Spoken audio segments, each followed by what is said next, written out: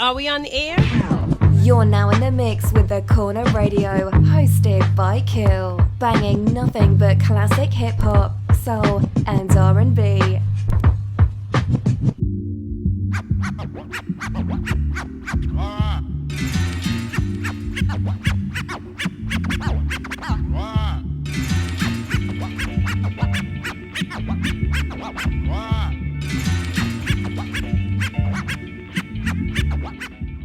What's good, what's good, what's good? You tuned into The Corner Radio, hosted by your man Kill. I got my hip-hop squad on deck with me today. I got my man Yaw G's. What's going on, baby? What up, Kill? It's been a while, and it's always a pleasure.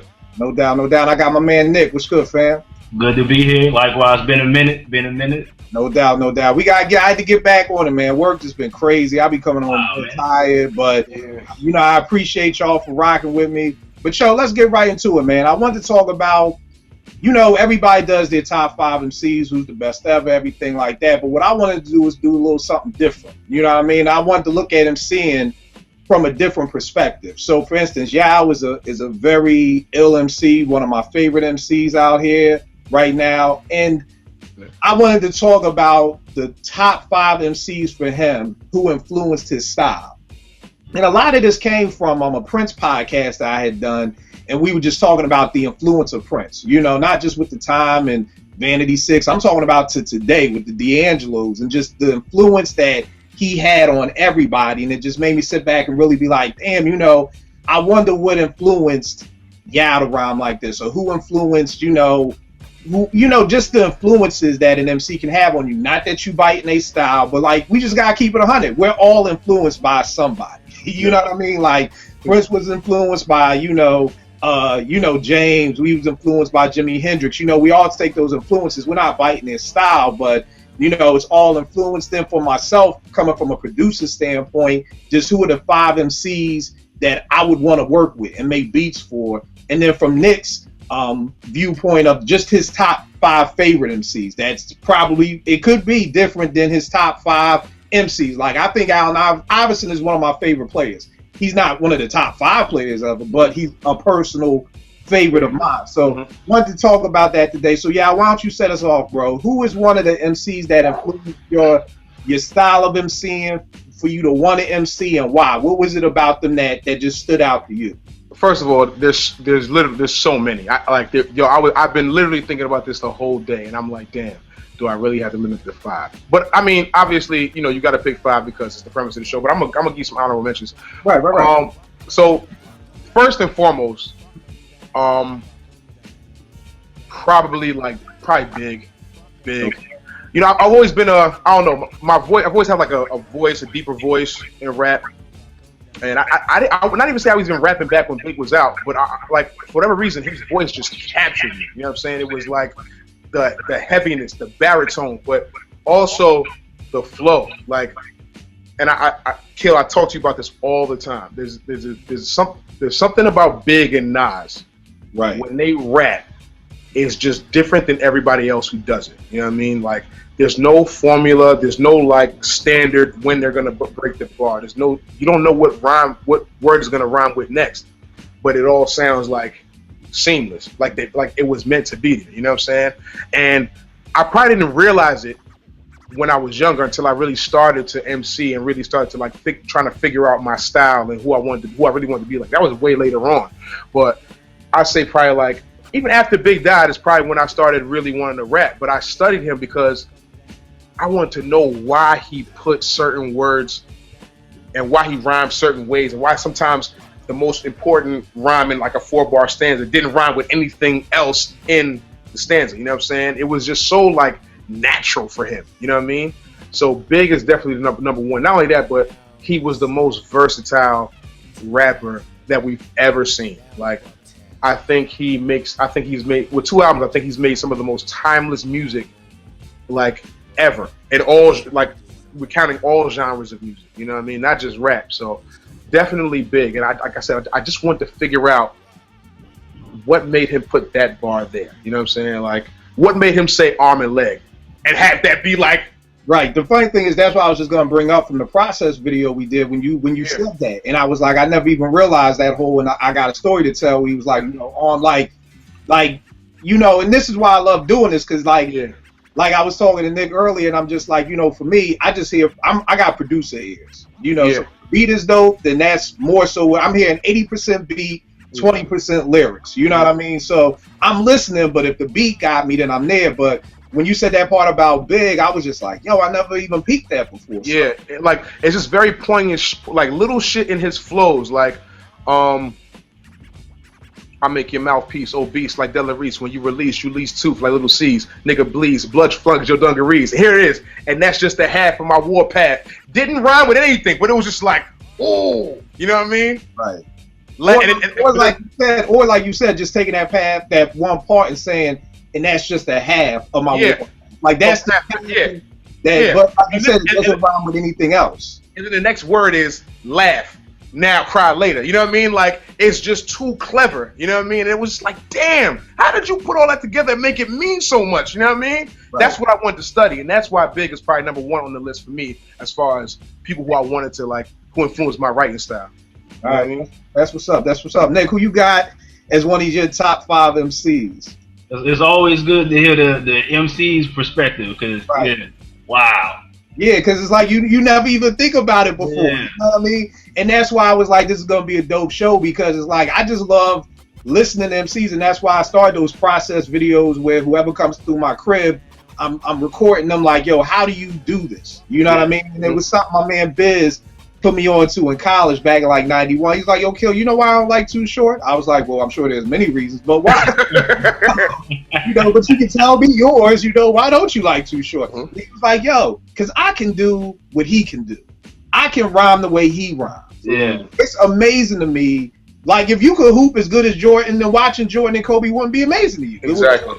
You know, whatever. I do that in my sleep. But that's what makes it so amazing. So I'm always amazed, because I've tried countless times to be an MC. Mm-hmm. I literally have tried through every era, and it's just not me. I just don't have it. So I'm amazed by people who can write rhymes and make them so, and even write songs and just make them so dope. So that's what it is. But I'm sorry, Nick, who's one of your top 5 favorites? It like changes. I'm 36 now, so it's changed over the years. One of the rappers that has become my favorite as I got older is Chuck D. And mainly because I think he got the greatest voice of all time in hip hop, just the voice. And the content, you know, what he raps about. Like, he don't waste bars pretty much. He pretty much raps about, you know, it has meaning behind everything he says. And Chuck D, man, that's one of my favorites. I'm gonna try to because Big was one of mine, but I'm gonna try to avoid repeating. Yeah. And that's another thing I was struck with too. I was like, I don't want to make it so general, but I guess it's gonna be different because we all coming from different aspects of, like, you know what I'm saying. So if you say you can say Big. I mean, Chuck D was right there for me. He's probably my honorable mentions list too. But I feel you definitely. Yeah, Chuck D is definitely in there for me. Yeah, the funny thing about Chuck to me is just like you said, it was the voice. You know what I mean? And it was something about, you know, I'm 42, so it was just something about when you would turn on the radio and hear a new Public Enemy song premiere. Like, I never forget when I heard Bring the Noise for the first time, I was just like, like, yo, you gotta be kidding me, man. Just like Chuck, and I'm sure you'll speak on this. I think one of the things that's missing nowadays in so many rhymes was the way that MCs would set off their rhymes. You know what I mean? Like, I've been working with my little 7th graders at my teen center, and we've been like working on helping them write a rhyme. And like, I took so much time with the kid who was setting a rhyme off, and I'm like, dog, you set this off. Like, yo, if you come in weak or you come in subpar, you gotta come in with everything that you got to set this rhyme off. You know what I mean? And that's what Chuck used to just do, and he would do it so simplistic, like bass. You know, how low can you go? Like, yo, just death row with a brother though. And it was just, like you said, just that voice. It's like when Chuck spoke, he was like that Morgan Freeman and like Lean on Me. Like, yo, when he spoke, you just stopped what you was doing and you listened to, God, y'all know I'm the 42-year-old brain ain't working right now, but you know, I got a letter from the government the other day. Opened and read it. They said they were suckers. Again, none of that rhymes. Again, you know what I'm saying? Yo. My man, he gonna have me going back pulling them Biggie CDs out. Yeah. Go back and study them Jones. I am an avid listener to the. Go back. I'm telling you, you're gonna be amazed. Yeah. You're gonna be amazed. Let me get to one of my joints. One of the cats I always wanted to produce, and it's funny because I got a folder of beats named after him on my desktop, and that's Andre 3000. I call this folder 3000, and I forgot what MC was over my crib, and he was like, "Yo, what's that 3000 folder?" I was like, "Nah, you don't want to hear that. This ain't no boom bap. This is some old out there, type thing." He's like, "No, let me hear it." And he ended up actually rocking over a few, but. I listen to so much, you know what I mean, that there's just no way all I can make is boom bap. You know what I mean? And especially with this machine joint, this machine has just opened my mind just endlessly to how much different sounds are out there. Because I always tell folk, when we go back to the 90s of hip hop, it was just kick, snare, and hi-hat. That was it.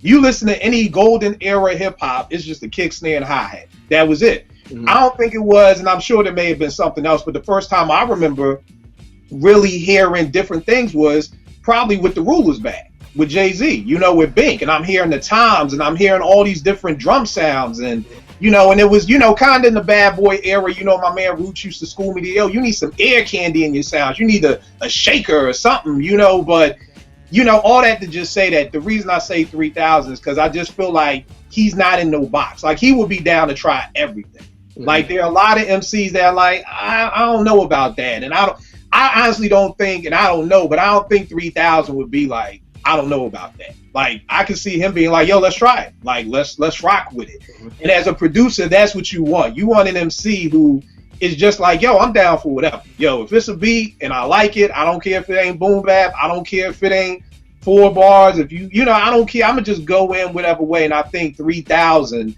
would just be amazing to work with in the studio, just to see him try different things. You know what I mean? So that's why I had to pick 3000. Yeah, who's another dude who influenced your style? Okay, so a lot of y'all heard my last album called Hump Day. It's all about women. So really,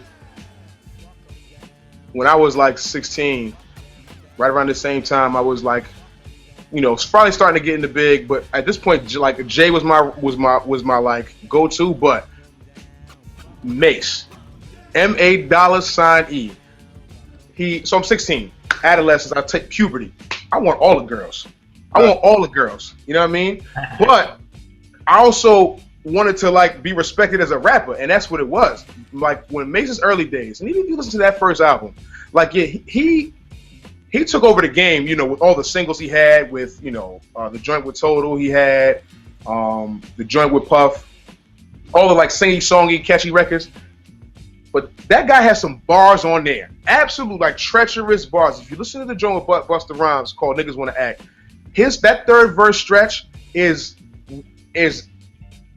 like perfect execution in rap, and like delivering like, yo, y'all niggas can't fuck with me on this rap shit either. Like, I'm down. And that album, 17 years old, I'm like, yo, okay, so how do I balance both? You know what I mean? Like, Big did it, cool, but how do I balance trying to be like the fly rapper, but also have niggas like, yo, he's dead nice. So Mace is definitely that guy for me, probably number 2. And that a lot of people wouldn't even know that if you listen to my rhyme style. Like, what Mace was like, my man Jamar says it all the time. He's like, yo, I wanted to be Mace. And I'm like, yeah, me too. I wanted to be Mace when I was 16 years old. You know what I'm saying? That's the guy I wanted to be. You know what I mean? So Mace would be in that fold for me as number 2. See, now you got me wanting to go back and listen to Mace, because I'm shocked. Bruh. Because here's the thing. I'm with him. Cause the funny thing is, we might be around the same age. Cause I think you said 36. I turned 35 this year. So okay. Yeah, cause like 96, I was still backpack. The straps was tight. Mm-hmm. And like Bad Boy was like slowly getting me over. Cause by the time Mace dropped, I was all the way on. Yeah, I'm with him on that. Yeah, I'm with him on that. Yeah. And the funny thing is, for me being 42, it was like, and here's the thing that I've just learned is that I try not to talk about anybody if I can't say I've listened to your body of work. And I feel like that's where a lot of people do. So I can't say Mace is whack, because all I ever heard was his singles, so I've never heard Mace's album. You know what I mean?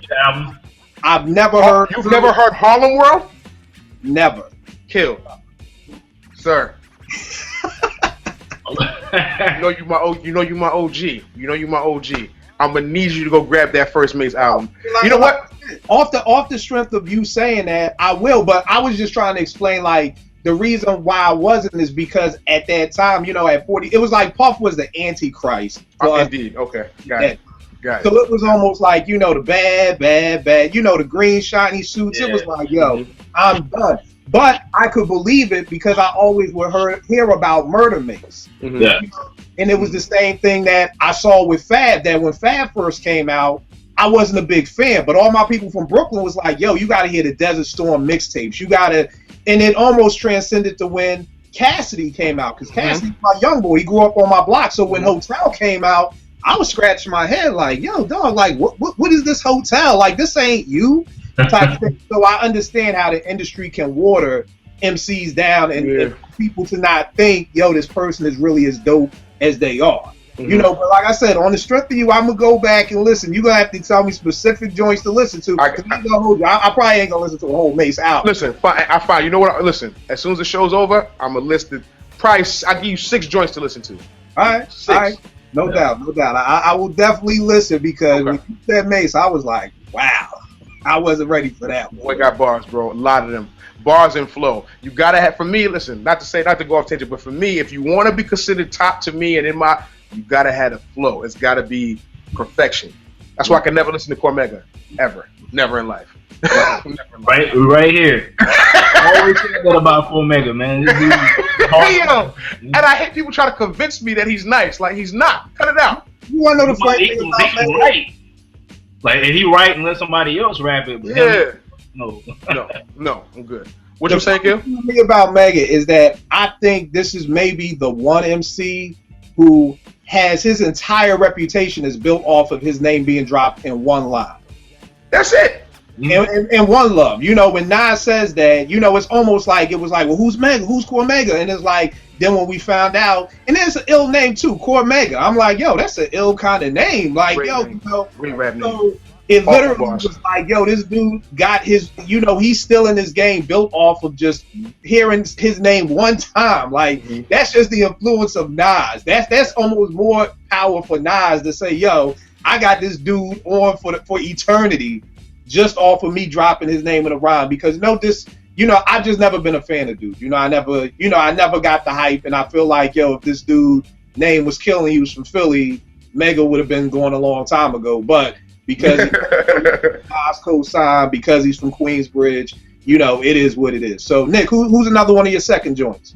You took one of mine, was three Stacks. You know, that's the hometown hero. And to add to that, like, even on the Love Below album, what was the last joint? The Day in the Life of Andre Benjamin? What? That right there was like better than whatever came out that year. That one song. It's like, damn. Yeah, it was nasty.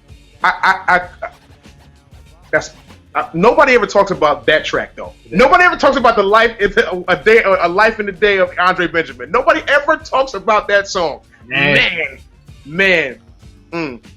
And the funny thing is the most crazy thing about that song is that I almost felt like he did it like, all right, I sung to y'all, but let me just show y'all. Bang. I feel like, don't get it fucked up. Don't do that. Like, don't get this old prototype and slow songs, and don't get none of that messed up.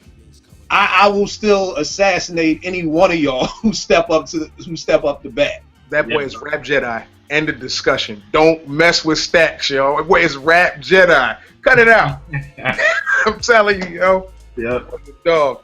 And the other thing about 3000 for me was just the fact that, you know, he went through the era. He's going through the weirdo phases. Yeah. But the funniest thing about him through his weirdo phases is I almost felt like he got better. Nice.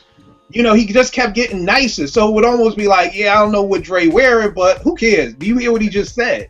You know, like there was a time me and my man Jace would just text each other when Aquemini was out, and you know, he'd be on whatever late show, and he'd text me like, yo, 3000 got on some football pads and some green hair, but it didn't matter. I mean, when you listen to Return of the Gangster, you listen to that verse on there alone. Yeah. You know, puts to shame it's one of those things where it's just like how I sometimes feel when I hear Alchemist. I just be like, I don't even want to make beats no more. Ah, like, man, what's the point? Dre will do that to you. Dre has definitely of course there's like 10 rappers out there who have done that to me. Like, no question about it. Yeah, like why am I even doing this? Or the joint with UGK, the International Players Anthem, like that. And the dude is doing it in a freaking. And I love the video when he was like, "What you rowdy Piper?" Like, yo, like, yo, you would have killed. Like, yo, you were coming up with these spaceships don't have rear view mirrors. They like, yo, like, and that's another reason why I want to be in the studio with dude. Just how do you put this together? Like, where in your brain do you get spaceships? Don't come up, Peninsula, maybe, makes no sense, maybe, give up all this pussy. Like, how do you even start this stuff? Like, yeah. No, I'm telling you, you literally will sit there and listen to them and have the stink face. Like, yeah.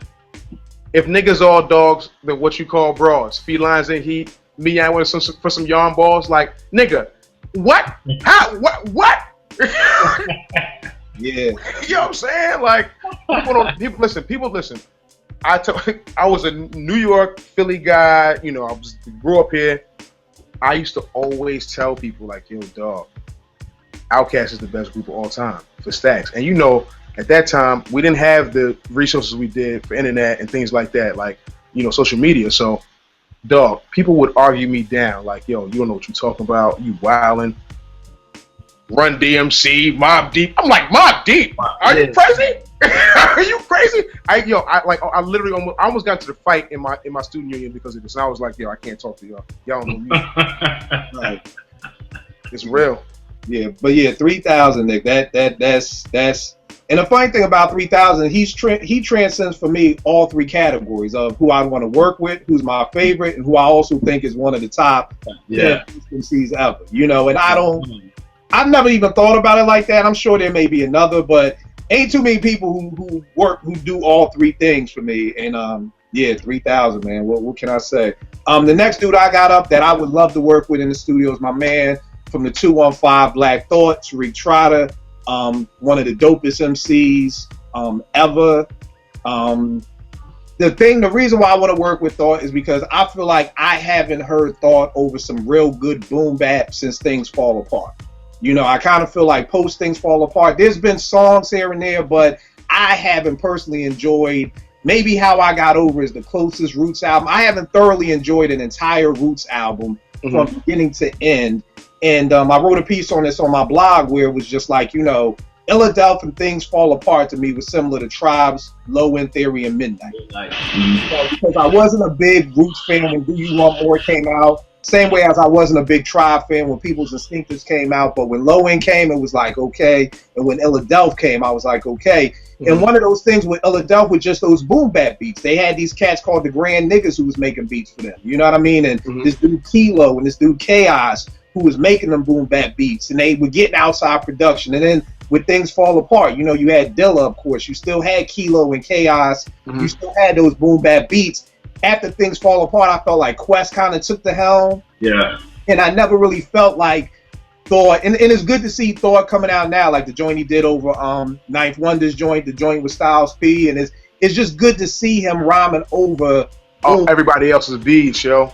Yeah, and it's like that's what I would love to give Thought, just some old boom bap, like I don't want no alternative hip hop. I just want to hear Thought getting busy over boom bap hip hop. And I'd seen like once I think Quest was DJing breaks and Thought was just going in, and I'm like, yo, just record this and let this be the whole new Roots album. Like literally, let this Roots album just Thought, Quest spinning and Thought spitting. I don't want to hear no Tuba Good. I don't want to hear no bass lines. I don't want Kamal to stay home. Seriously, like yo, I just want Thought over some nasty just breaks. And I mean, I forgot this video, but I mean, Thought was just killing it, just going in, and it was just like, this is what I want. So that's why I would love for Thought, to get in the studio and just give him some really dope boom bap, ain't no live instrumentations. Like, we ain't doing Do You Want More, like, we going all samples, because that's my favorite Thought. Concerto, the Desperado. Yeah. Desperado. Clones,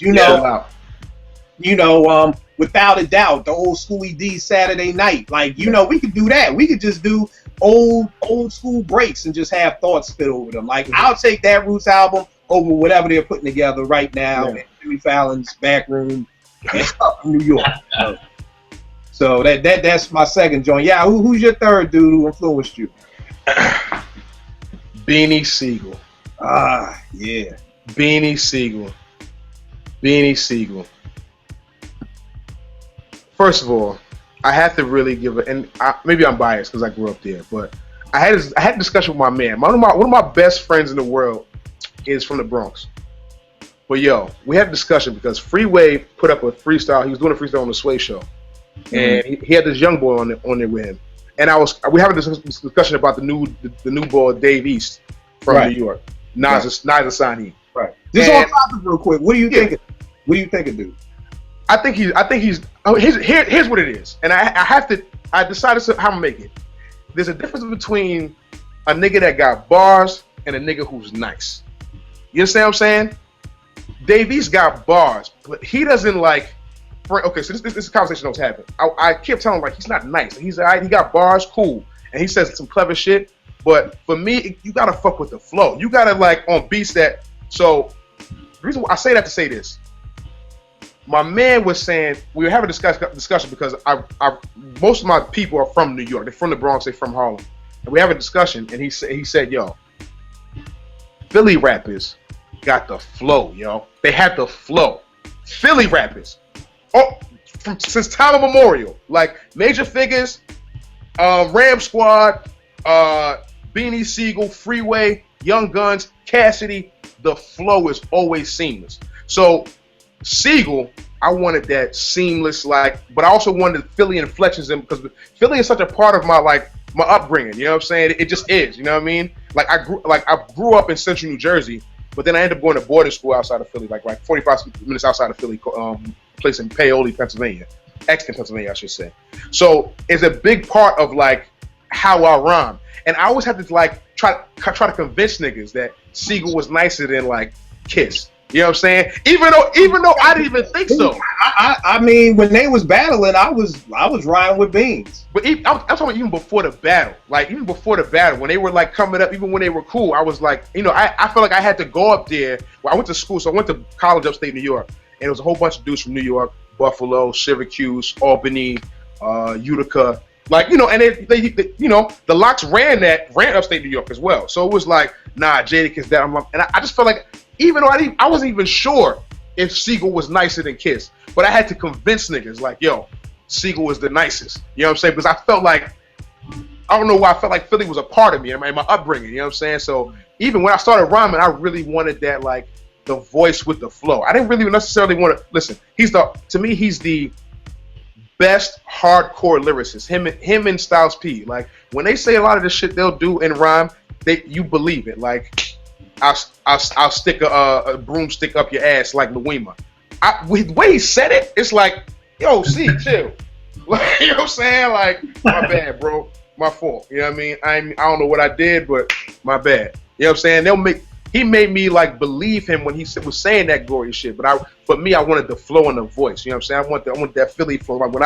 When we come into ciphers, Siegel would always have some of the best verses, and I wanted to be Siegel. And if we were ciphers, if we was in college, if we was at little freestyle ciphers, or we went to go visit Buffalo or Cornell, I wanted to be the nigga that had the voice and the flow, with everything I said. You know what I'm saying? I wanted to be perfection. And Philly niggas, I always say, Philly rappers, they haven't necessarily had the commercial success that other cities have had, but if you want to talk about the flow, perfection all the time, no doubt. And then the funny thing is, Beans is one of the people I would love to work with, man. You know what I mean? Just because I felt like that dude's name, and for people who aren't from Philly don't understand, Broad Street is the main city that runs through the entire city from the top all the way to South Philly. So that name, the Broad Street Bully, that's what they call our hockey team, the Flyers, that was perfect for Siegel. Because it was literally Siegel could just walk up and down Broad Street, just punching niggas in their mouth, going all the way down Broad Street, just bullying niggas. Because yo, this dude's flow. The first time I heard Beans was on that Belly joint. I think it's him and Bleak. And he's talking about Monopoly. Exactly. It's like, yo, this dude is talking about, bro. Oh man, it was just like, yo, you got to be kidding me. Yeah. Then when The Truth came out, wasn't a great album. It wasn't a great album. I don't think they really kind of knew what to do with Beans. I think Beans really got it right with this joint right here. To become like this joint. I mean, from Feel It in the Air. You know what I mean? Like, yo, just your hands shaking, matching your smile, like, and you're talking about them flows. Yeah, I was like, yo, that beat is so not gangster. But Beans just makes it gangster. You know what I mean? The joint on here that It's On with him and Jay-Z, like, oh God, you're killing me, man. You're killing me. But the joint that was on here that I loved, you had Nothing Like It. That's right at the beginning. But then you had this joint called Get Down. And I forgot what he said, like, I line up 14 cars with stickered windows, make people, yo, the rhymes that this is what he said, throw bullets to them dirty birds like McNabb. Come on, bro. Yo, Come on, bro. Like, yo, Beans, you're killing me, man. Stop it. That Public Enemy mixtape, Public Enemy #1, his mixtape, yo. Bro, that's a classic. Yeah, this dude said something that he had to bring it back. So he said, I'm the shit like fried wings, salt, pepper, and ketchup, Lucy, and a bag of chips. So that dude said something off. He was like, I'm built for the truck, but I look good in the coupe. Like What? Yo, that is one of the dog on the low. That's one of the best mixtapes I've ever heard in my life, yo. That is a top. That's definitely a top 5 mixtape ever. Beans, there's nothing but quotables. Dog, that boy on the joint he did on Can't Stand the Rain. That boy said, "And quick to give you 20 like Kobe on the off night." I said, "Nah, this guy's out of control." This guy's out of control. He's out of control, yo. Out of control. Beanie Siegel, yo. Nah, bro. Yeah, Beans is a monster. Nick, who you got up next for one of your favorites? Ghostface. Ghostface. That's the dude. Like, I remember when 36 Chambers first dropped, he wasn't necessarily a standout on there. But each release, he just kept coming with it. And by the time they got to, I think, of course, the co-star on Ray only built for Cuban Links, but Jizz's album is really that 4th chamber verse. Right. Yeah. The only man I hold wait for is the sky blue, all that shit. I was like, man, like his rhymes was just on Wu-Tang Forever. What was the song? The verse he had about his man dying. It was just so vivid. The whole thing about the mom coming with the robe and. What song is that? It's not Little Ghetto Boys. It's on Dish. It's Dish 2 though. Yeah, Dish 2. Hold on. Let me pull that up. Hold on. I'm about to pull that up. Yeah, another crazy thing about Ghost to me that was so dope is he was like one of those people, like he was the unwritten, like the dude who wasn't important, but then you look up and this is the dude who probably is the only most relevant dude in the Wu. Yeah, you know what I mean? Holding them up. No, he's easily the best artist, the most established artist in that group. Musically at least. Right. Yeah, musically. And it's one of those things that I always tell people that, like, back in '93, if I would have sat here and said, yo, 20 years from now, the best MC in the Wu is gonna be Ghostface, yo, I would have got jumped. Cats would have just stooped off the bridge on campus, like, yo, you ain't you ain't heard Jizza, you ain't heard.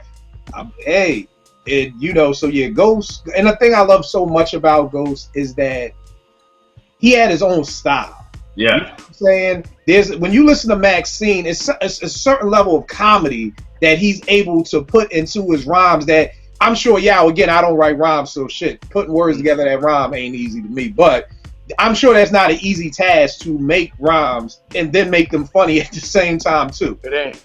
You know what I mean? So, and he's able to do that. And like you said, his Shaky Dog, like that the stories is just, you know, Ghost doesn't get enough props, in my opinion, for being the storyteller that he is. Like, when Ghost tells a story, you like, you know, Terrell always talking about get your popcorn now. When Ghost wants to tell you a story, get your popcorns and get ready, because you're gonna visually be able to see everything this dude is talking about. He's probably the most underrated storytelling rhymer of all time. You know, he there are some joints on like Bulletproof Wallets and like fish scale that are like, yo, Bulletproof they Wild. take you there. Bulletproof Wild when that nigga said, yo, where my mom, like Martin, where my mama bird shit? Yo, come on, bro. When he said, where my mama bird, I'm like, yo, I quit, man. This dude, man, this dude is comedy on so many levels, it don't even make sense. It doesn't. But he's the dopest, though. Dopest out of that crew, undeniably. Yeah. And the funny thing about Ghost is I always talk about Ghost with this next MC who I always wanted to rock with that, you know, sad to say, you know, he's not here anymore, is Sean P. You know what I mean? Yeah. Because I felt like they were the same because, again, if in 1994, I would have told you Sean Price would have been the lone dude from the boot camp clique to be holding this clique down, niggas would have been like, you mean that other nigga Rock? Like, not Rock, but you talking about Rock? Yeah. Like, and I never forget, my man Lunch put me on to him. He was like, yo, you heard Sean P album? I'm like, yo, who's Sean P? He was like, yo, Rock. Yeah, I'm like, yo, I don't even know who Sean P is. Like, from Help the Scouts. I'm like, oh yeah, I forgot his name was Sean Price. You know, whatever. He was like, yo, his album is bananas, and I'm like, Rock? Yo, come on, bro, like stop. And he was like, yo, take this home. It's called Monkey Bars. Listen to it, yo. Yo. Monkey Bars is dope. Like, definitely. Oh God, that joint, I forgot the name of it, but it's like, yo, something about chop bricks with a hand, like just. His rhyme flow was so dope and so original, and that's why, to me, him and Ghost always are like together for me because I always felt like, even back in my day, '93, I always felt like it was who's better, the Wu or Boot Camp. Me personally, I always like Boot Camp better. It's no knock on Wu, it's just I like Boot Camp better. So it's just ironic to me that these two MCs who nobody would have ever thought would probably even have a dope album, let alone a career. Exactly. You know, have both, you know, done this for their respective crews, you know, and I don't believe in coincidences, so I don't know how that happened. But Sean P, like, just the way that he would just stop in the middle of his rhyme and just go pee and just, you know, again, it's like with Ghost, just the comedy, you know, like, it's a joint on there that Ninth did, and he said, you know, I love watching Nick at night, you know, go home to my wife, go home to my kid. I love selling Nicks at night, go home to my son and watch Nick at night. You know, something about my wife can't cook, she can't cook. Like, it was just like, yo, the comedy that just came with this dude, it just is so effortless. And I always just felt like Sean P had that voice. He was Brooklyn. He was, you know, and I want to do a show later on about, you know, just, you know, has another era of hip hop come to an end where these 90 rappers just need to hang it up, you know. And one of the MCs who I was like, and I'm like, again, sad to say he's not here, was Sean P. I was never tired of P. You know what I mean? Like, I always look forward to a new P album. Like, trust me, I'm like, yo, the rest of y'all can hang it up. But dude, nah. You know, Cocoa Brothers, if you don't make another album, I'm good. If you don't make another album, I'm good. But P, you got to keep them coming. So not to go off tangent, but Buckshot did put out a couple joints. The joint he had with Knife Wonder was bananas. Well, see, you gotta understand too, bro. I'm not the biggest Knife fan in the world. So okay. You know, we discussed that. And again, I can't speak on that because I didn't listen to it. And this is one thing that I've just learned to do. And like, if more people did this, we could have more better discussions. Yeah, you know what I mean? Because people haven't heard everything. Yeah, you know no question about it. You know, so that's my thing. Like, I can't really, you know, if you say it was dope, I'll take your word for it. You know what I mean? But you talking about the Chemistry album that him and Knife did? It was one before that. They did Chemistry. Okay. They did one before that. I can't think of the name of it right now, but I was blaring that shit for like an entire summer. Can't think of the name of it right now, but. And I think it was just like almost when Buck stopped messing with the beat miners. Like, I think that just threw me off so much too, because it was like I was so used to him being over those kind of beats or whatever like that. But neither here nor there. Just to say, like, yo, with Buck, if none of them made another album, I always needed a new Sean P. You know, it was called The Formula. That's the one. Formula. I remember so Sean P is one of the MCs I would have loved to rock with in the studio. Yeah, who's the fourth dude who influenced you, man? Ricky D. Slick Rick. And not until like I was like 24. No lie. Like, I listened, yo. So I decided when I finally decided that I really wanted to write an album and I really wanted to write like storytelling rhymes. So one of the OGs was like, "Yo, dog, like you need to listen to Slick Rick. You need to listen to that Great Adventures of Slick Rick. I'm telling you." And I mean, the shit came out in '88, and he has songs on there that sound like he went in the booth yesterday and made them. You know what I'm saying? Still with flow, with like meaning, with like concept. It's like, and another guy whose flow was just seamless. But my first album I put out was called Entry Level, and there are a lot of stories on there. A lot of like different stories that I told. I told a story about I had a homie who who was involved with a young lady who basically had a baby, told him it was his, and he believed it, and he was taking care of the baby for like 2 years. So I wrote an entire story based on that. I wrote some stories about women on there. I wrote some stories about I wrote an entire song about a date that I went on with a girl, like in chronological order with like the same exact rhyme scheme all through it with the song. But what influenced that was listening to like the Great Adventures of Slick Rick, because it taught me how to write a story in rhyme form. Like in school you learn shit about, you know, writing book reports and writing term papers and writing, and they always tell you, you know, write the body first and write the intro and the outro last, because those are the most difficult things to do, because you know exactly what you want to say, but you don't know how you want to bridge it, and you don't know how you want to end it. So what I took from Slick Rick was like stories that he would tell. He would always mention something little that he mentioned in the beginning of the rhyme, in the end of the rhyme, which is the middle of the rhyme, to revert back to it. You know what I mean? And making sure you did that so you keep the listener and keep like the story going, because if you just rhyming about a story, it's clever, but it's always more clever when you revert back to little things in the rhyme. So Slick Rick storytelling. Not only that, he's also his flow seamless. Like Day, the dope man shooting dope who don't know the meaning of what to know soap. That's perfection.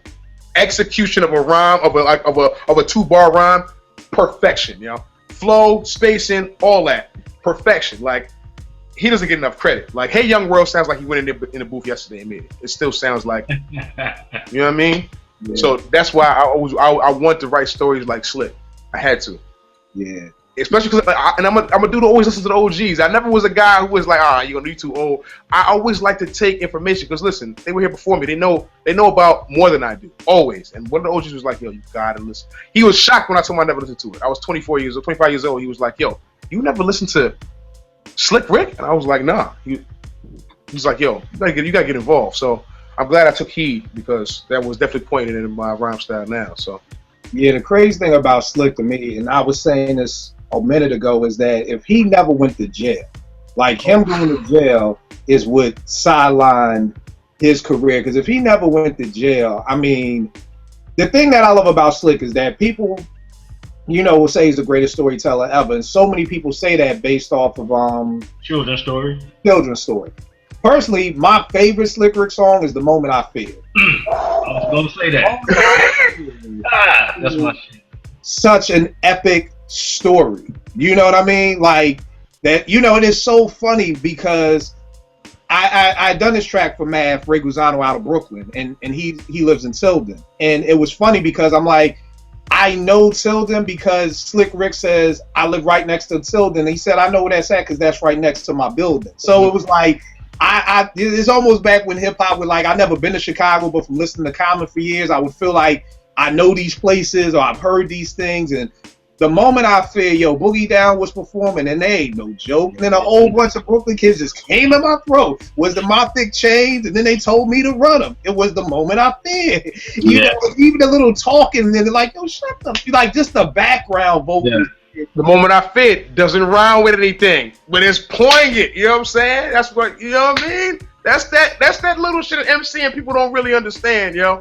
You know what I mean? Like, it was the moment I fit. Like, doesn't rhyme with anything. But right. Like, and that's the chorus. Like, that's the chorus is the moment I fit. I think the British accent put it over the top. Over the top. Over the top. Yeah. He sounded like nobody. You know what I'm saying? Like, yeah, it was too bad when Dana Dane came up and tried to jack his style, you know. And I know they was in the Kango crew and all that, but I'm like, bruh, cut it out. Yo, you from Queens, bruh. You ain't got no accent. You know, come on, stop, bruh, stop. But but I definitely feel you with Slick. And like I said, if that didn't, even the joint he did the art of storytelling with Outkast, like it showed that he still had it. Like you know, he still had that. And I mean, we're even forgetting the Lottie Dottie in the show. Like we haven't even touched those two hip hop classics, which really very well could be the dopest 12-inch in hip hop history. Is the show with Lottie Dottie as the B-side. Like, I mean, it's just perfection of hip hop. So, Nick, what's your fourth joint? Go with the obvious choice, Nasty Nas, Escobar. See, I'm in the camp that favors it was written slightly over Illmatic. Bravo, sir. Tomatoes. Bravo, sir. Bravo, sir. I think lyrically he was better. I know people don't like the glossy Trackmaster cuts, but he was just better, man. Nah, the funny thing is again, and I forgot. I think one of y'all or both y'all were on the show when I did with how old you were when Illmatic came out makes me understand things better. So you guys being 35 and 36, I get it. You know what I mean? I'm not the old head who's like, nah, you crazy. I totally 100% get it. I've said this a million times. I'll say the story again because I stand by it. I got It Was Written before it came out. And when I was listening to the album, I had no beef with the beats. I had no beef with them. In fact, I was sitting in my mother's basement in Philly trying to figure out who may have made these beats. Shootouts? I knew in my heart of hearts RZA made that. Exactly. Shootout sounds like it's a straight Wu-Tang track. I always say this.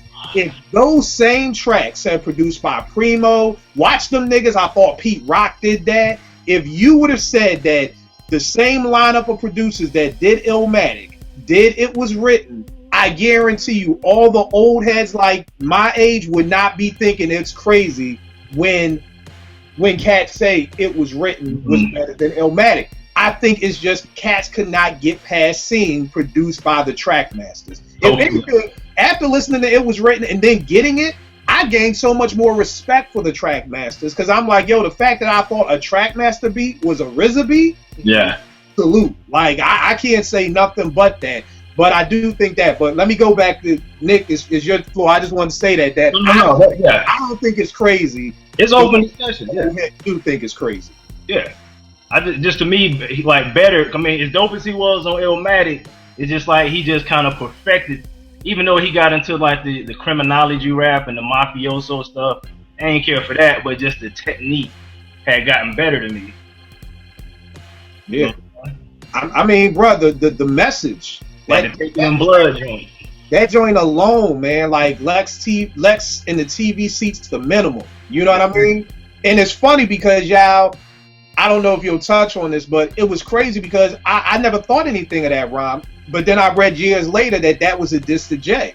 Like that I guess Jay had saw Nas or something in his Lex, and it was like, yeah, that's the minimum. Like TV seats in the Lex rest, that's the minimum. Like my dude, if that's all you got, you ain't got nothing. Like that's the minimum. But for years, you know, I didn't know that was a shot at Jay or anything like that. But this is actually the first time I'm hearing of this, and I'm gonna need the link if you can find it. Actually, I might Google it tonight. Literally, just like Google like Nas that verse, you know, and I'm sure. Actually, it might. Did you say that? No, I was saying they was throwing subliminals for a while. Cause what I heard was Nas was supposed to be on Jay's album, and he didn't come on for some reason. So Jay always kind of had an issue with that. Right. You know, and there were so many subliminal. I mean, even with Big, with Kicking the Door, you know, and you know, when Nas came out and said that third verse was about me. You know what I mean? Like, again, I would have no idea that was about Big. You know what I mean? I thought it was just randomly at just whoever was from NY at the time who was claiming to be the king of New York or whatever like that. So, yeah, but Nas, you can't go wrong with Nas, man. I mean, ever. Yeah. I think Big was addressing J. Rue too. Cause you know, Preem did the Kick in the Door beat. He was like, I forgot the exact line, but it's like, why you running with them? You know why you run with them? I think because they nothing but dicks. Yeah, so, Big, man. Big. Yo, exactly. Yo, he always makes me do that. To this day, I know exactly what he's about to say, but I'm like, yo, why? Why did you say it like that? Damn, yo. Boy, great, man. Yeah. It's on you, I believe, sir. Yeah, the last joint I got, or I don't know what number we are, but for me, it's what we were just talking about, and you said it earlier, is Big. I would have loved to just work with him, because in my eyes, he's personally who I think is the greatest MC of all time, you know, just my personal opinion, but just because I do think he's the best ever, any producer would want to, you know, work with the best ever. Just like any trainer would tell you, they'd want to work with Ali, or they'd want to work, you know, you want to work with the best ever. I would just want to be able to say, like, yo, like, be able to tell my daughter, like, yo, daddy did a track, you know, with Big. You know what I mean? I'd take one of them, you know, post-death tracks just for the hell of it, just to be able to see produced by Kill, you know, next to a Big joint, because Big was just so phenomenal. And I mean, we could just do a Big show, just period, you know. Whatever you do, I need to be on that thing. Yeah, but it's just like, yo, the stuff that, like, Long Kiss Goodnight. Yeah. I mean, just there's so much. The 10 Crack Commandments. You know what I mean? Just, you know, that's like what do you say? It's like two dicks with no bitch finding self. I mean, just the way that he was able to break that down. And I mean, when Life After Death dropped, I'll never forget, man. Everywhere you went in Philadelphia, they were playing Life After Death. I mean, everywhere. Like, I went to Circuit City, and back in the day, Circuit City, at least in Philly, you would buy something and you'd have to go, like, in the basement to go pick it up. And I mean, even in the basement, cats were banging 10 Crack Commandments and knew the words already. And, like, the album had just came out, like, that day. Like, Circuit City used to just play music in the music. No, the whole store was playing Life After Death. Every car that drove by was playing Life After Death. Everything was Big. And I mean, yeah, you already touched on it. I mean, just the things that he would say. And the thing that I loved about seeing with Big and Buckshot, because I always say the both same with them, is, and I just read an article on this somewhere, and you can tell that how they matured. You can tell that Who Got the Props, Buckshot, that was recorded at the beginning stages of Into the State. You can tell that How Many MCs was recorded at the ending of it, because the flow just changed, you know. And then when, you know, that's when Buck got that, you know, sing-songy, like that bop. I used to call that together back, come follow me on the journey to see a real. You know, that's totally different than Who Got the Props. And it's the same with Big. When you hear Unbelievable, you could tell that was the latter end. And, you know, Give Me the Loot was like just the raw, just grabbed them. And I forgot where I was reading the story, but I think it was like, yeah, that was still recorded when maybe Puff was still on Uptown or whatever like that. So that's the raw Big. But then being able to see Big graduate to, you know, Unbelievable, which is just that, unbelievable. You know, I love Big. And it's funny because I was coming home and I was listening to Brooklyn's Finest. And when that nigga said, the Mafia keep cannons and they mark you cannons. And it was just like, yo, it's just like, yo, what? You keep cannons in your mark. And for the younger viewers who don't know, Mark Buchanan's was leathers that rock back in the 90s. So it was like, you keeping cannons in your Mark Buchanan's, you know what I mean? Or, you know, if they have twins, she probably have two Pops, you know, get it, two Pop, like, just the wit that this man had with him, you know. So again, it's like you start to show with the bars and the flow, and he had the wit, and it was like, you know, I was reading somewhere where with Niggas Bleed, and Big was saying Big asked Puff, like, yo, how you want me to end it? He was like, well, say something funny, you know. And then that's when it went into, you know, his range got told they double parked by the hydrant, stupid, you know what I mean? Like, you know, like just, and there was something funny. So just that and then I think the thing that got me the most is I was never a big Bone Thugs and Harmony fan. Again, I realized in hip hop I've missed out on a lot of great hip hop, and it's like, what you were saying, what you're doing with the OGs, I'm doing with a lot of younger dudes who I wasn't listening to, because at that time I think I was just so closed-minded and my ears were so closed to nothing but boom bap. So when Bone Thugs came out, I wasn't really feeling them. But when I saw they unsung, I was like, yo, these dudes, I was watching it like, yo, why did I think they were so whack?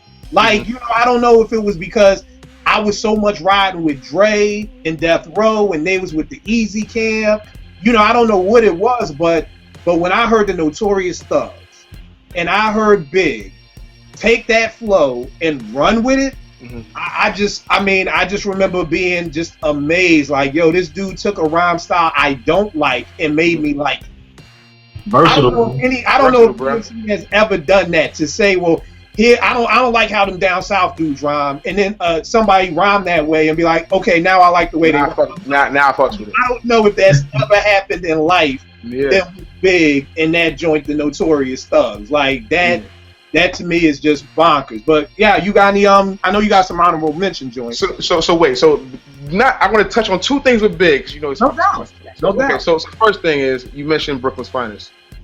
The man said the Peruvians tried to do me in. I ain't paid them yet. What?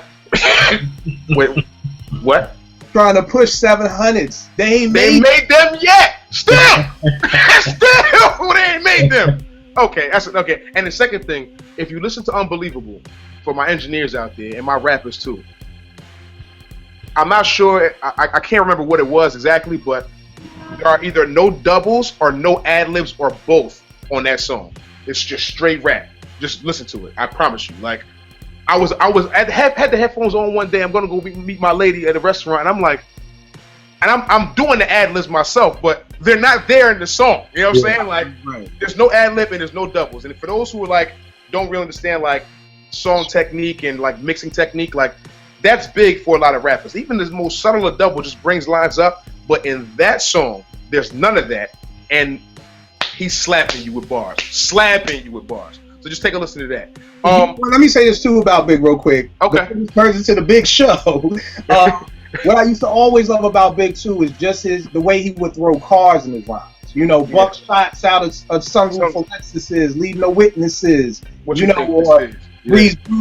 through with the Q45 by my side. You know, they're fly. And then the stuff that was just with Big. I mean, just the Players Anthem joint, the remix, the Get Money, the remix, you know. Yeah, some joints on that. The Junior Mafia album. Joints, bro. Oh, man. Yeah, I mean, and the thing I loved about Big, he would kill the original Get Money and the remix. He would kill the original Players. Not slack on either. My kid remix of Players Anthem. That dude, I mean, and I think we do now, but at the time, I don't think we understood how many careers ended because Big died. You know, Little Kim's career ended. You know, Little C's career ended. Junior Mafia, Charlie Baltimore's, career ended. Yeah. You know, because Big died. So, but I'm sorry, y'all. What you gonna say, Nick? Some people's career took off because he died. Unfortunately. Yeah. Jay. Exactly. Jay was the prime. It's almost like when somebody dies and who's left in the will. It was like Jay was the benefactor of Big dying, because I always tell people, and it's just the fact, I don't know why it's like this. There's only one spot. And Jay-Z said this in the XXL article. He said, look, there's only one presidential suite. Me, Dame, and Biggs can't all state it. There's only one presidential suite. And that was the thing. Like, at the time, and I always compare it to 96 when Steph and AI got drafted. And when you looked at them, they're very similar guards. You know, they're point guards. They come from their respective hoods. They were one of the few people at that time in college basketball who had tats. Steph had the tiger or whatever it was, and then Allen had the bulldog. They were very similar. And I remember in Philly, since we had the number one pick that year, in the newspaper, it was back and forth. Did we get Steph? Did we get AI? But at the end of the day, we could have had love for both, but AI got all that love. And I feel like it was the same with Big and Jay. When Big and Jay were alive, Jay could not sell more than 500,000. Big just got all that love. And God forbid, if AI died, then maybe Marbury would have stepped in and got all that hood love. Definitely. As long as AI was walking, niggas was rocking with AI. Yeah. And I feel like that was the same thing. As long as Big was alive, we like Jay. Ain't nothing wrong with Reasonable Doubt, 5 Mic Classic in my eyes. But I'm always going to bang this Big, and I think, you touched on it earlier. I've heard DJs play a 3-hour set of nothing but Big. Mm-hmm. Nothing but. And it never gets old. Never. I mean, Jay's still alive. And there's no knock on Jay, but you'd be hard-pressed to rock a Jay mix for 3 hours. 3 hours, yeah. Like, you'd be hard-pressed to do that. After a while, I'd be like, okay, after Big pimping in a couple of these joints, okay, we ready. Like, okay, and that's with Jay having that long career. Right. Like a 4-year window. Yeah. But all right, my bad, y'all. Who's some of your honorable mentions, man? I think we are 4 or 5, whatever we're at. Okay, so number 1, I would say Kanye. He actually inspired me to like write the way I want to write. I'll never forget it. My man Jamar when I was nice, you know what I mean? Like when I was in my college years, I was probably like 20. So this is like 02, 03. He's like, yo, it's like, yo, you nice. Like you need to get you a deal. And I was like, I don't think I have a gimmick, yo. Like I don't think anybody's gonna believe my gimmick. You know what I mean? Just a college kid who just like, you know, rhymes about shit he does in college. Like that's not really known. Little did I know that, you know, this guy from Chicago was putting together something very, very similar. You know what I'm saying? As far as, and he was older. He made his own beats, and you know, I heard Jesus Walks, and I was like, wow. You know what I'm saying? Like that's gonna slap in the club. He's talking about he's speaking about Jesus. You know what I'm saying? In a rhyme, in an actual song, and it was dope rhymes, a dope beat, and he gave me the kind of like just the spark to be like not be afraid to like put out certain type music. You know what I'm saying? So I attribute him to like a lot of my first album, a lot of my first like records, like when I did 9 to 5ers and I did like Louder, and I did a song called Punchlines, Hooks and Body Blows, just about like my life and work in the 9 to 5 world. Those are sparked by like Kanye coming out with College Dropout, like, you know. So I definitely attribute to Kanye. Jadakiss, because you know, I'm very, very big on voice. Voice is very key for me. You know what I mean? You gotta have it. You gotta impact people. You gotta, when you come on a track, like Kid was saying, you gotta come like jumping on the track is very important. It's a lost art these days. So Jadakiss is one of those guys who's always like really, really good at that. You know what I'm saying? Quick story about Jadakiss. The song he did on Big's album, Last Days. He said he came in there, he said he had a verse already set, you know what I'm saying? And he spit it for Big, and Big was like, nah, yo, you gotta change the beginning. And he changed the first bars. You already know what it's about. When I run that, jumping on your verse, jumping on the track, you know what I'm saying? The beginning of your verse is always key, and Kiss was always, especially his prime, dope at that. Dope. So Kiss is one of those guys. If I had to pick one more, I mean, I'd say Jay, but I'll say Jay's my favorite rapper. But I'm not sure if Jay ever really influenced my rhyme style. You know what I'm saying? But I'll just keep it. I'll keep it a Kiss, and I'll keep it a Kanye. Those are my honorable mentions. All right. And the funny thing with Ye is I don't think he really gets. The thing that I loved about Ye when he came back out is he kind of took me back to 88 and 89, and what I mean by that was when there came a time in hip hop where everybody had to be lyrical. You know, if you weren't a lyrical assassin, then you were whack. Mm-hmm. You know, and that wasn't the era that I grew up in. I grew up in the era of you could have Kwame, you know, you could have Kid and Play, you could have Salt and Pepper, you could have Dana Dane, you could have De La Soul. You didn't have to be these lyrical.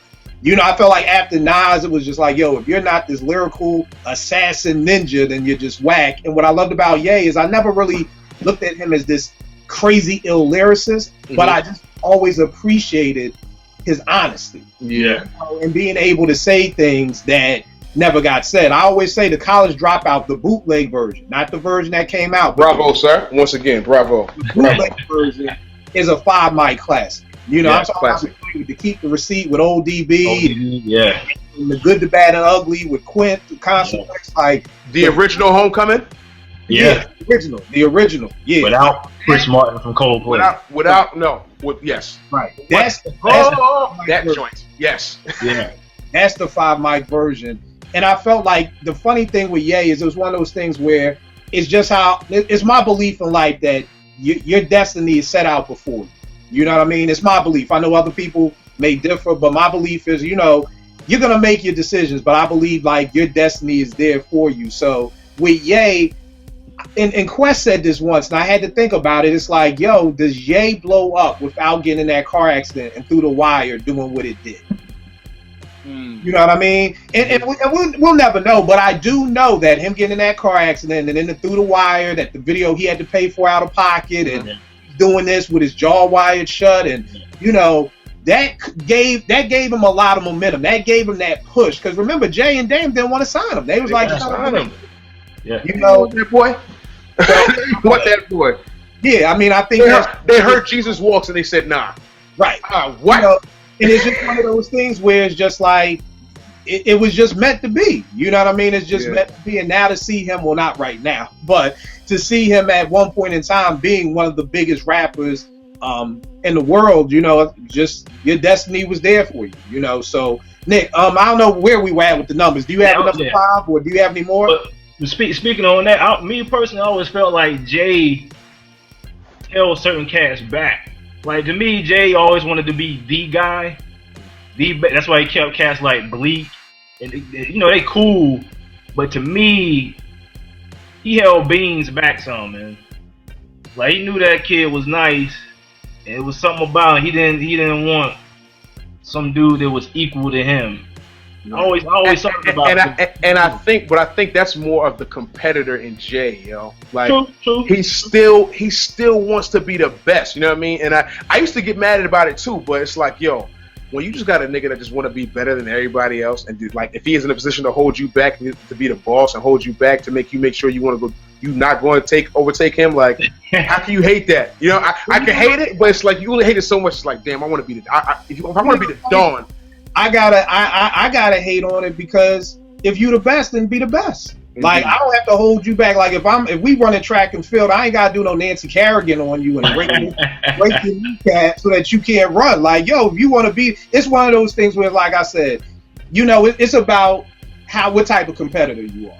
I'm the type of person that I'm like, I want to play you at your best. Mm-hmm. I don't want Kyrie Irving to be hurt. I don't want Kevin Love to be hurt. I want the Golden State Warriors to play Cleveland at their best. Because whenever you're not at their best, it's the Golden State effect of, oh, well, they didn't play the Spurs. Well, too bad the Spurs lost. I can only play who's in front of me. Yeah. Oh, y'all beat Cleveland, but they ain't have what you want me to do? They wasn't there. You know, so to me, I'm like, if you the best Beans, then that means I got to get better. Yeah. If me and you were MCs, Yao, and I'm like, yo, Yao was better than me, I ain't gonna be like, well, I ain't sending him no more beats. I'm gonna be like, I guess I better start writing rhymes again. I guess I better go back to Marcy and stop making albums in Australia with Castles with Russell Crowe and go back to Marcy and start making albums back in D and headquarters or something. Go back and check it out, because what Jay would do, because he could put his album out whenever. Like, when he got ready, if you had a set date, yours was getting pushed back. I'm putting mine out now. Yeah. And that's it. The only thing that I never got with Bleak is that, you know, because Bleak is nice. Like, I think it's this big thing like that Bleak was whack. No, Bleak is nice. Yo, the Hard Knock Life album, which I was never a fan of, but the way Bleak set that off over that Primo track, I'm like, yo, that was Bleak's lane. Like, I never got why my man Roots did a track for him that Do My Ladies Run This, and I was like, I never got why they were trying to make Bleak be the next Jay-Z when he just isn't. You know what I mean? Or even the time after the Becoming album with Beans, when he did this song with R. Kelly, I'm like, dog, yo, that's what I loved about Free. Free knew his lane, and he has stayed in his lane. That's my guy. And that's why Free still where he's at, because he was like, look, I'm not the shiny suit dude. I'm not gonna be Jay. This is the type of music I make.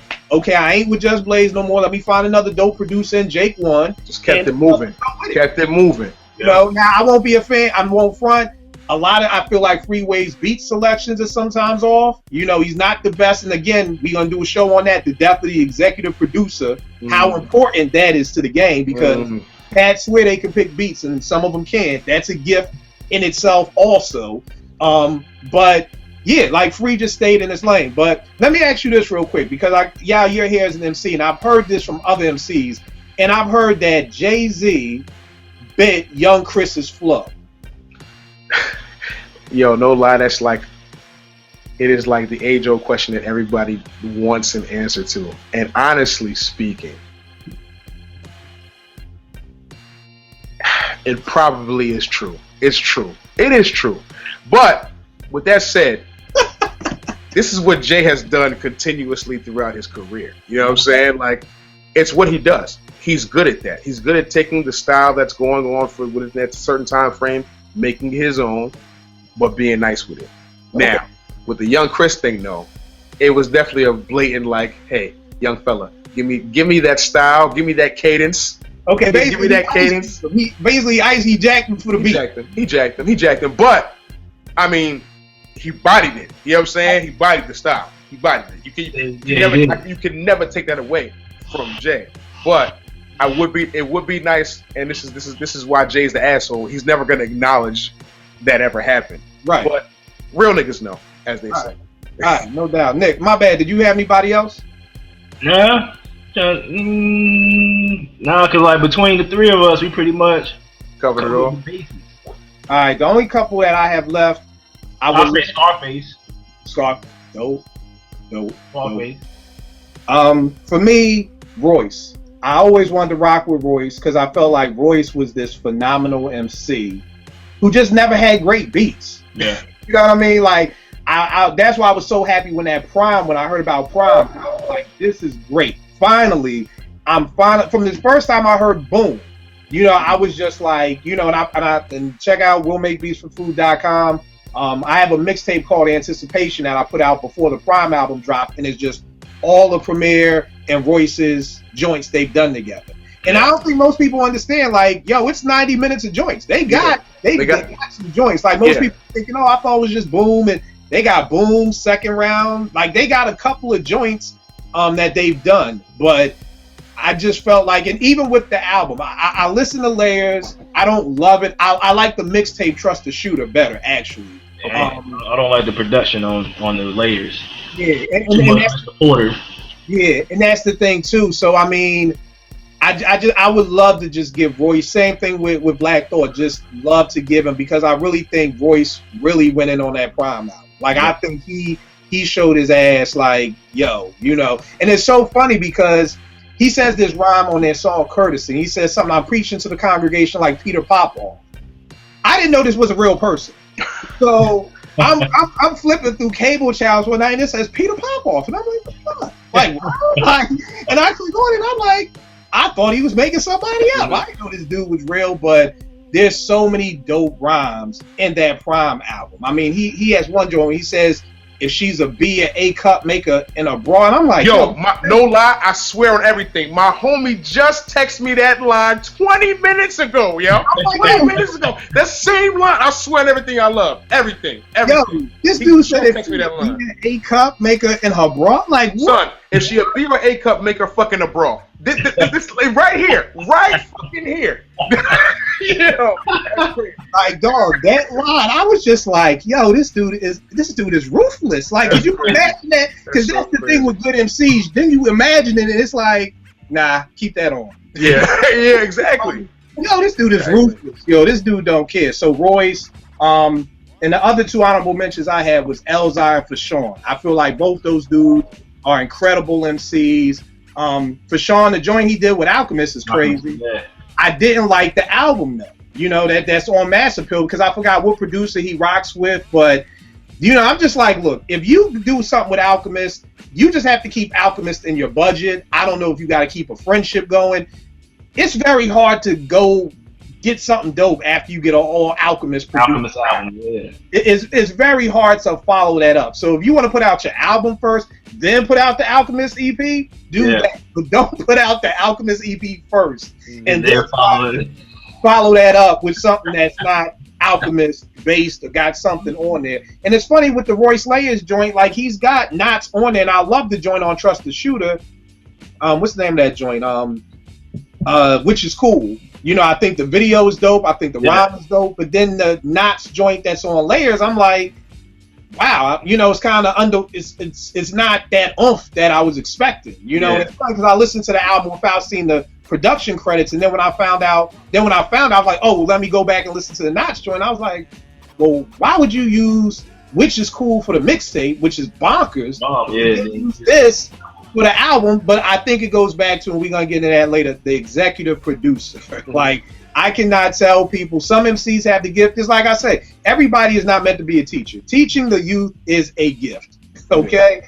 Preaching the word of God is a gift. And the problem is we got everybody who wants to do it. It's like, oh, pastors make that much?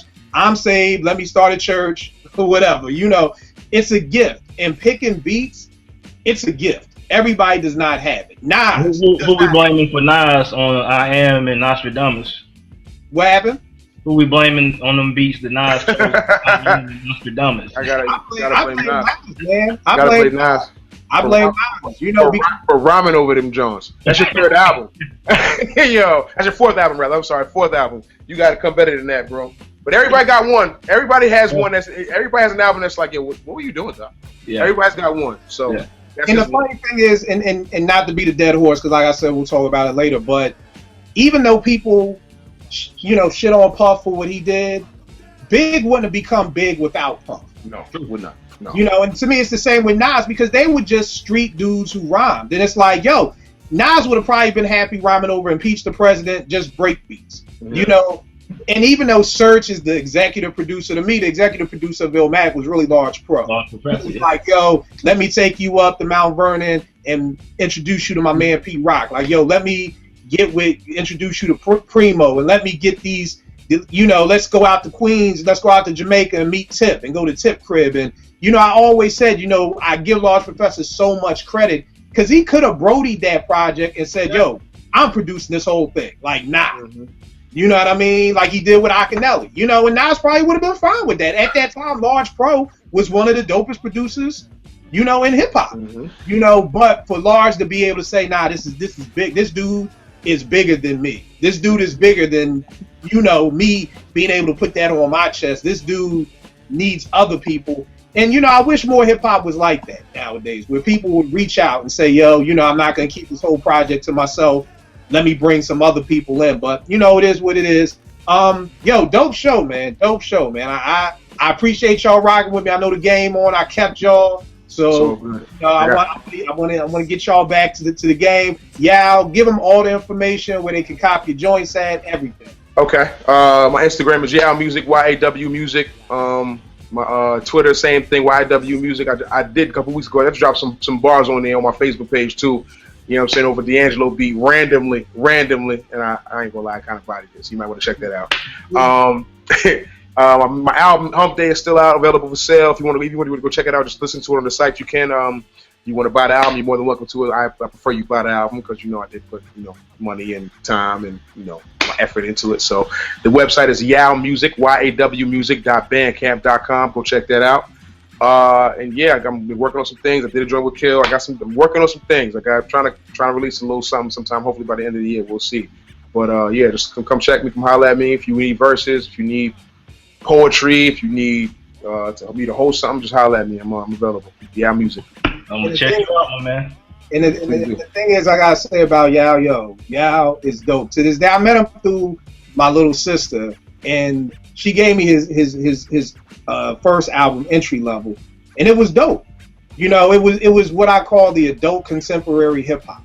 It's the hip hop that us folk who go to 9 to 5s, and just the whole album being about that and just living life 9 to 5, entry level, at your desk. And that spoke to my situation at the time. Hell, it still does. So, hopefully if Cats is working, it's speaking to your situation. Yeah. Hump Day he did was dope, which is just, talking about the relationships. So again, anybody who's been in a relationship, it's going to speak to that situation. I think that's what's Fonte is another MC I would love to work with just because he can sing, he can rap, he does both. Incredible. I actually honestly think he's the dopest MC post 2000. That's including J. Cole and Kendrick Lamar, just my opinion.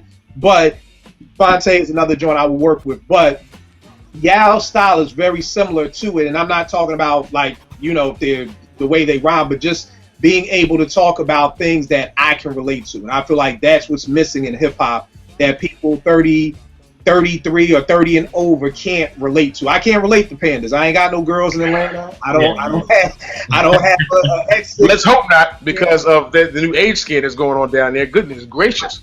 So I don't have any of that. I got a 9 to 5. I'm married. I got a kid. That's the hip hop that I want to relate to, which is what Yaw gives you. And also, what was the name of the joint you did on ESPN all the time? Oh, I used to do a couple years ago I did this spoken word poetry series called The Journey. I did it for the NFL season.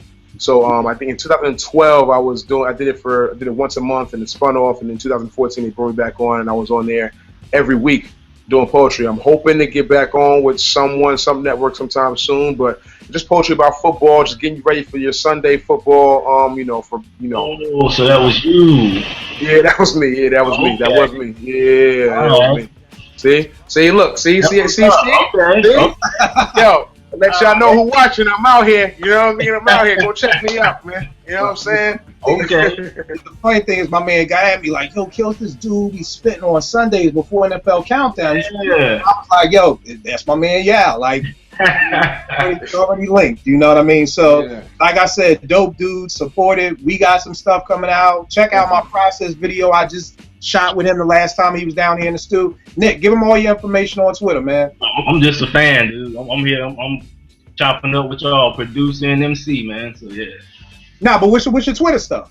Oh shit, I don't even know. I don't even be on Twitter like that. I think my Twitter handle is only one way to win 79. Win WYNN, like my last name. All right. Only one way to win 79. All right. But yeah, and one of the dope things, you know, I'm trying to do, I try to get you in. I get Nick in. Just my new hashtag song of the day. You know what I mean? Okay. I love it. It just is putting me on the new music. It's just what you banging right now. Nick is always, I love him. He's a young dude, just like you. I respect both y'all opinions so much. And I think it's so dope that y'all younger than me. And I still learn so much more from you guys. So I appreciate y'all schooling me to stuff that I don't know about. And it's not just schooling, because sometimes when people hear that, people think that young cats are just schooling you and keeping you current. It's like, nah, y'all are keeping me on some stuff that I ain't heard that I should have heard, you know, whatever like that. So y'all already know what it is with me, at Kill889 on Twitter, willmakebeatsforfood.com. Y'all, I'm going to check y'all next week, man. Peace. All right, fellas.